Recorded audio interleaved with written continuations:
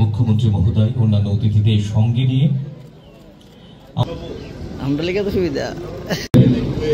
প্রতি শ্রদ্ধা জানানোর লক্ষ্য নিয়ে 2014 সালে আমরা রান ফর ইউনিটির সূচনা আমরা করেছিলাম।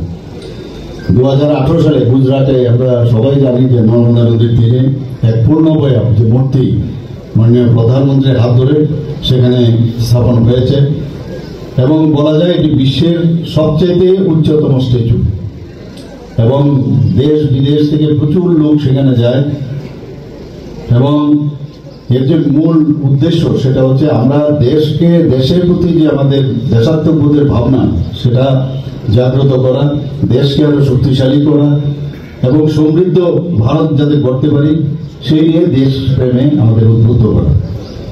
আমাদের পাশাপাশি আমাদের আরেকটা বিষয় আমাদের খুব সেটা গুরুত্ব দেওয়া যে যেখানে সর্দার বল্লভভাই প্যাটেল আমাদের দেশকে এক অখণ্ড ভারত হিসাবে উনি প্রতিষ্ঠিত করেছেন, কিন্তু দেশের ভিতরেও বাইরে আমরা দেখতে পাই কিছু কিছু অশুভ শক্তি এখনো দেশকে দুর্বল করার জন্য চেষ্টা করছে।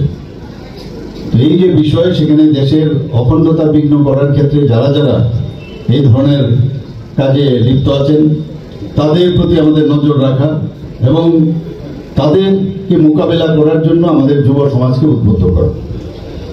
সর্দার বল্লভভাই প্যাটেল ঐক্যবদ্ধ শক্তিশালী ও সমৃদ্ধ ভারতের স্বপ্ন উনি সবসময় দেখতেন।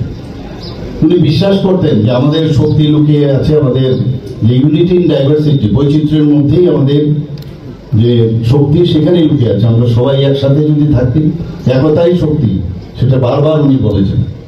আমরা মাঝে মাঝে ভুলে যাই যে ইউনিটির যে স্ট্রেংথ সেটা কিন্তু যাতে আমরা না ভুলি, তো এই ধরনের যে কার্যক্রম রাখা হয় তাতে করে আমরা নিজেদেরকে আমরা নিজেরা খুঁজে পাই।